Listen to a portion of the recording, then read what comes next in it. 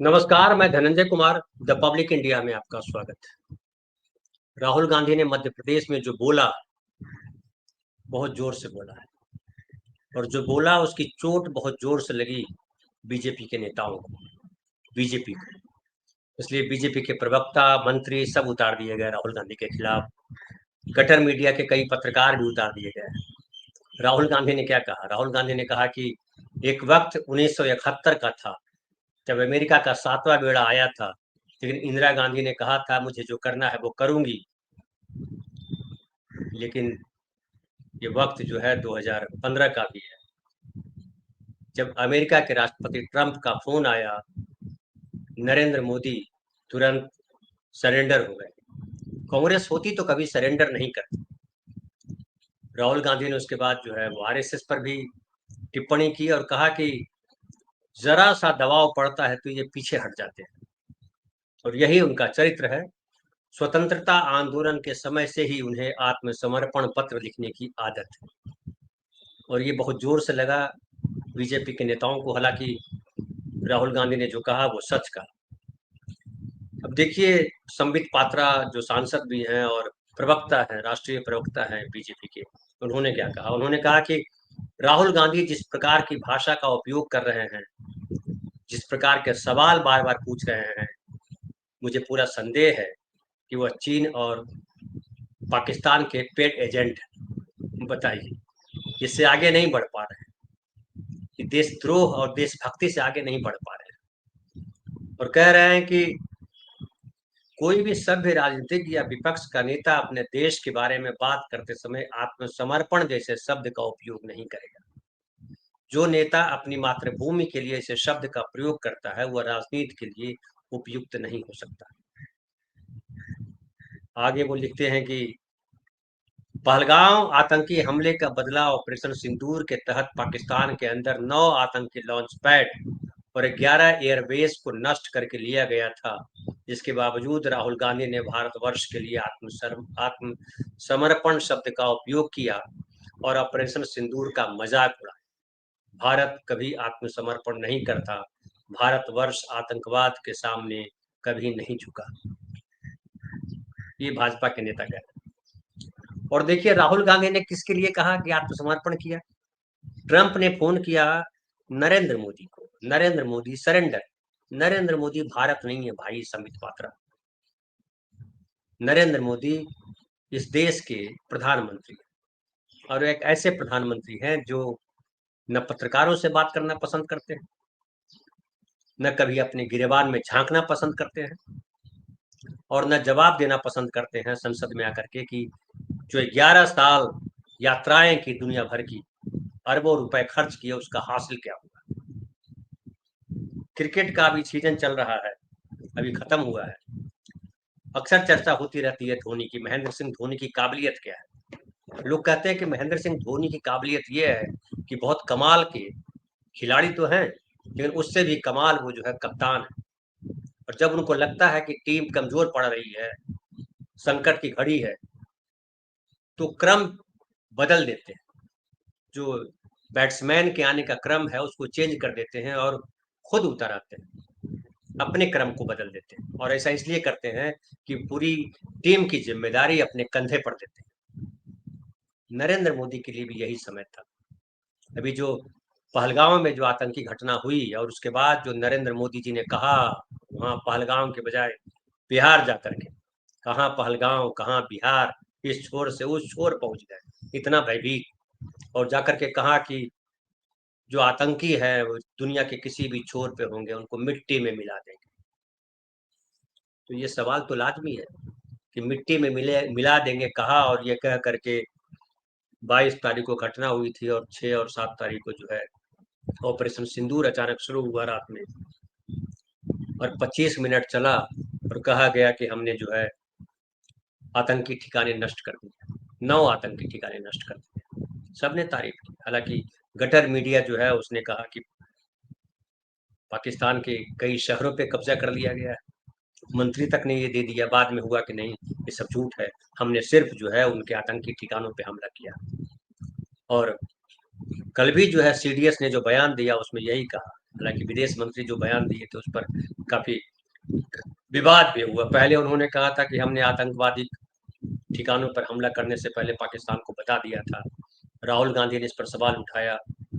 उसके बाद उन्होंने बयान दिया लोगों ने कि जो है वित्त मंत्री का ये विदेश मंत्री का बयान जो है सही तरीके से पढ़ा नहीं गया, सही तरीके से देखा नहीं। फिर अभी सीडीएस ने बयान दिया कि आतंकी ठिकानों पर हमला करने के 5 मिनट बाद हमने बताया कि हम आपके आतंकी ठिकानों पे हमने हमला किया है, आपके सैन्य ठिकानों पे हमला नहीं किया है। लेकिन उसके बाद पाकिस्तान ने जवाबी कार्रवाई की, फिर हमारी सेना ने जवाबी कार्रवाई की और बताया गया कि कई सारे एयरबेस हमने उसके नष्ट कर दिए पाकिस्तान के। और पाकिस्तान ने जितने हमले किए सबको हमने, चूंकि हमारे पास ऐसा डिफेंस सिस्टम है S-400, उसने उनके तमाम हमलों को हमने नाकामयाब कर दिया और हमारा कोई नुकसान नहीं। हमारे जो आम नागरिक थे जो सरहदों पे रह रहे थे, सरहद के गांव में बसे हुए थे, उनको वहीं छोड़ दिया गया था, उनको हटाया नहीं गया था। मालूम था कि पाकिस्तान जवाबी हमला करेगा तो उनको हटाया जाना चाहिए था, लेकिन उनकी सुरक्षा के इंतजाम किए जाने चाहिए, लेकिन नहीं किए गए। और जितने लोग मारे गए थे आतंकी हमला में, उससे ज्यादा लोग मारे गए पाकिस्तानी गोलाबारी में, लेकिन उसकी कभी सरकार ने सुध नहीं ली। गृह मंत्री गए वहां श्रद्धांजलि देने के लिए, लेकिन प्रधानमंत्री ने कहीं जिक्र नहीं किया। प्रधानमंत्री अब तक जितने उनके भाषण हैं, जो गुजरात से लेकर के वो भोपाल तक गए, और एक तरह से कहिए कि जिसे विजय यात्रा पे निकले, और वो कहा मिट्टी में मिला दिया, मिट्टी में मिला दिया, हर जगह जाकर के मिट्टी में मिलाया। लेकिन जो सवाल हैं विपक्ष के, आम आदमी के, पत्रकारों के सवाल, उसका जवाब न बीजेपी दे पाई न नरेंद्र मोदी दे पाए। जो मैं धोनी की बात कर रहा था, तो जब ये पता चल गया कि सीज फायर किया है, और सीज फायर हमने ट्रंप के कहने पे किया है, बार बार ट्रंप ने कहा, तो उसके बाद फिर जो है आईएमएफ ने देखिए लोन दे दिया। आईएमएफ ने लोन दिया, 8500 करोड़ रुपए का लोन दिया। भारत ने मना किया था कि मत दीजिए, इससे आतंकी घटनाएं और बढ़ाएगा पाकिस्तान, आतंकवाद में उसका और इजाफा होगा। लेकिन फिर भी पाकिस्तान को लोन दिया गया, और लोन के पीछे वजह थी अमेरिका, ट्रंप। ट्रंप लगातार कहते रहे कि हमने जो है मोदी को फोन किया और कहा कि युद्ध रोको, दोनों को फोन किया और कहा कि युद्ध रोको, और दोनों ने युद्ध रोका, इसलिए कि हमने धमकाया कि अगर युद्ध नहीं रोकोगे तो हम जो है व्यापारिक व्यापार अपना बंद कर देंगे, और नतीजतन है बंद करना पड़ा। मतलब भारत ने मजबूरी में युद्ध रोका। लेकिन नरेंद्र मोदी क्या कहते रहे, हमने पाकिस्तान के गिड़गिड़ाने के बाद युद्ध रोका। लेकिन फिर एक सवाल उठता है कि पाकिस्तान के गिड़गिड़ाने के बाद अगर युद्ध रोका, तो फिर आपने सिंधु जल संधि जो है उसको अब तक स्थगित क्यों रखा है? फिर आप ये क्यों कह रहे हैं कि पाकिस्तान जब तक इस बात का वादा नहीं करेगा कि हम आतंकवाद को बढ़ावा नहीं देंगे, आतंकवाद को हमने खत्म कर दिया है, ये भरोसा नहीं दिलाएगा, तब तक हम सिंधु जल संधि बहाल नहीं करेंगे, ये क्यों कह रहे हैं? फिर तो आपको जो है, अगर आपका मकसद पूरा हो गया था, पाकिस्तान घुटने पे अगर आ गया था, पाकिस्तान गिड़ा रहा था कि युद्ध रोको, तो फिर तो आपको सिंधु जल संधि भी जो है स्थगित जो किया हुआ था उसको हटा देना चाहिए था। क्योंकि आज तक जितने भी युद्ध हुए, 19 वो सिंधु जल संधि 1960 में हुआ था, उसके बाद 1965 का युद्ध हुआ, 71 का युद्ध हुआ, 1999 का युद्ध हुआ, इसमें किसी सिंधु जल संधि को जो है स्थगित नहीं किया गया था। पहली बार भारत ने कहा कि हम पाकिस्तान का पानी रोक लेंगे। तो जब पाकिस्तान गिड़गिड़ाया और आपने युद्ध रोका, तो पानी अब तक क्यों रोक रखा है, पानी बहाल क्यों नहीं किया? ये बड़ा सवाल है। फिर सवाल ये भी है जो सब पूछ रहे हैं कि भाई वो 5 आतंकी जो आए थे पहलगाम, वो कहाँ गए, उसे अब तक क्यों नहीं ढूंढा आपने? फिर सवाल उठ रहा है कि भाई जब आपने कहा कि हमने सीज फायर हमने अपने मन से किया है, उनके कहने पर किया है, ट्रंप का इसमें नहीं है, तो ट्रंप बार बार जो कह रहे हैं कि हमने युद्ध रुकवाया, आप ट्रंप को या अमेरिका के राजदूत को आप जवाब क्यों नहीं दे पा रहे हैं? फिर बात आती है कि जब ऐसी स्थिति थी, जब अब पाकिस्तान जो है, पाकिस्तान के साथ चीन खड़ा हो गया, पाकिस्तान के साथ तुर्की खड़ा हो गया, अजरबैजान खड़ा हो गया, और पाकिस्तान के शहबाज शरीफ और उनके विदेश मंत्री जो है वो दुनिया के देशों में घूमने लगे, तो प्रतिनिधिमंडल क्यों भेजा? प्रधानमंत्री जो सबसे ताकतवर व्यक्ति थे दुनिया में, जिनका डंका बज रहा था, वो खुद प्रधानमंत्री संपन्न देशों के राष्ट्राध्यक्षों से मिलने क्यों नहीं गए? कि पाकिस्तान के साथ हमने युद्ध तो रोक दिया है, लेकिन पाकिस्तान को सबक सिखाना जरूरी है और उसे हर तरीके का प्रतिबंध उस पर लगाया जाना चाहिए। और ट्रंप जी, आप ये जो बोल रहे हैं वो मत बोलिए। क्यों नहीं कहा? खुद क्यों नहीं गए प्रधानमंत्री? प्रतिनिधिमंडल भेज करके क्यों इतिश्री कर दिया?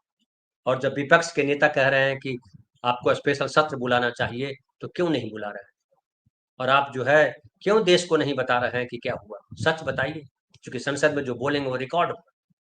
अब गटर मीडिया के पत्रकार कह रहे हैं कि विपक्ष इसलिए स्पेशल सत्र बुलाने पे अड़ा हुआ है कि जब संसद का सत्र शुरू होगा तो विपक्ष के नेता राहुल गांधी जो है वो सेना की तारीफ तो करेंगे, लेकिन नरेंद्र मोदी की आलोचना करेंगे।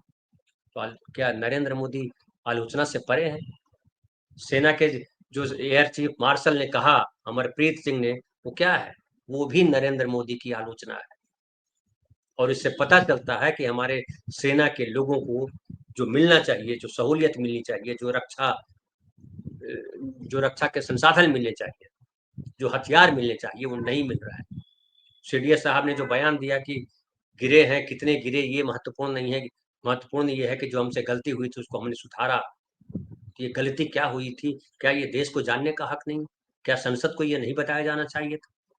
तो प्रधानमंत्री देश भर में घूम घूम करके बता रहे हैं कि हमने मिट्टी में मिला दिया, और दुनिया के देश जो है कह रहे हैं कि पाकिस्तान की पीठ तो थपथपा रहे हैं। अभी देखिए, आज कल ही खबर आई है कि एशियन डेवलपमेंट बैंक है, उसने भी 800 मिलियन अमेरिकी डॉलर का बेल आउट पैकेज मंजूर कर दिया है।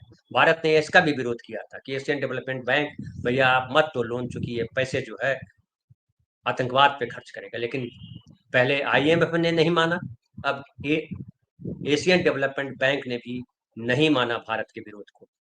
और पाकिस्तान के जो वित्त मंत्री हैं, सलाहकार, उनके सलाहकार जो हैं खुर्रम शहजाद, उन्होंने कहा कि एडीबी ने सुधार कार्यक्रम के तहत पाकिस्तान के लिए 800 मिलियन डॉलर के बेल आउट पैकेज को मंजूरी दी है। और पाकिस्तानी अखबार जो है द एक्सप्रेस ट्रिब्यून, वो लिखता है कि पाक वित्त मंत्रालय ने कहा कि इसका उद्देश्य घरेलू संसाधन जुटाना और वित्तीय सुधारों के माध्यम से अर्थव्यवस्था को स्थिर करना है। मंत्रालय ने कहा कि इस सहायता से कर सिस्टम में सुधार, राजस्व में बढ़ोतरी मिलेगी, यह आर्थिक आत्मनिर्भरता की दिशा में एक महत्वपूर्ण कदम है। जब आईएमएफ ने लोन दिया था तब भी यही कहा गया था कि ये जो आर्थिक सुधार होगा अमेरिका या पाकिस्तान में, और सिस्टम में सुधार किया जाएगा, रेवेन्यू में वृद्धि होगी, आत्मनिर्भर बनेगा पाकिस्तान। तो भारत जो है पाकिस्तान को दुनिया भर में आइसोलेट करने की मुहिम चला रहा है। कह रहा है कि पाकिस्तान जो है आतंकवाद फैलाता है, उसके खिलाफ जो है कार्रवाई कीजिए। लेकिन दुनिया के देश क्या कर रहे हैं? दुनिया के देश उसे आर्थिक तौर पर आत्मनिर्भर बनाने के लिए लोन दे रहे हैं। ये किसकी असफलता है, किसकी विफलता है? ये जाहिरा तौर पे जो है नरेंद्र मोदी की विफलता है कि नरेंद्र मोदी ने भारतवर्ष की गरिमा को मिट्टी में मिला दिया। आतंकियों को मिट्टी में नहीं मिलाया, भारतवर्ष की गरिमा को मिट्टी में मिलाया। और ये पत्रकार, ये भाजपा के प्रवक्ता, ये भाजपा का गटर मीडिया, ये जो है रोज फैलाता रहता है कि आत्मसमर्पण करने की बात जो राहुल गांधी कर रहे हैं, वो भारत आत्मसमर्पण कर दिया। भारत के आत्मसमर्पण की बात नहीं कर रहे हैं, वो कर रहे हैं नरेंद्र मोदी के आत्मसमर्पण की। हमारी सेना तो ताकतवर है, लेकिन मैं बार बार कहता हूं कि सेना से केवल युद्ध नहीं होता है, सेना को हथियार देने पड़ते हैं। वो हथियार देने में आपने जो है निहायत ही ढिलाई बरती, उनके पास हथियार नहीं। फिर जो है उनको सेना को आगे इसलिए क्या करना पड़ा आपको, इसलिए कि कोई आपसे सवाल न करे। क्योंकि आप जब सवाल कोई करेगा तो उसको आप सेना से सीधा सीधा जोड़ेंगे कि सेना पे सवाल कर रहे हैं, देश पर सवाल कर रहे हैं, जो कह रहे हैं गटर मीडिया के महान पत्रकार। लेकिन सच ये है कि नरेंद्र मोदी पूरे तौर पे फ्लॉप हुए हैं और मुंह छुपा रहे हैं, दुनिया के देशों के सामने मुंह दिखाने के लायक नहीं, इसलिए नहीं जा रहे हैं। और जो गए हैं प्रतिनिधिमंडल के लोग, वो क्या कर रहे हैं? क्या वहां से खबरें आ रही?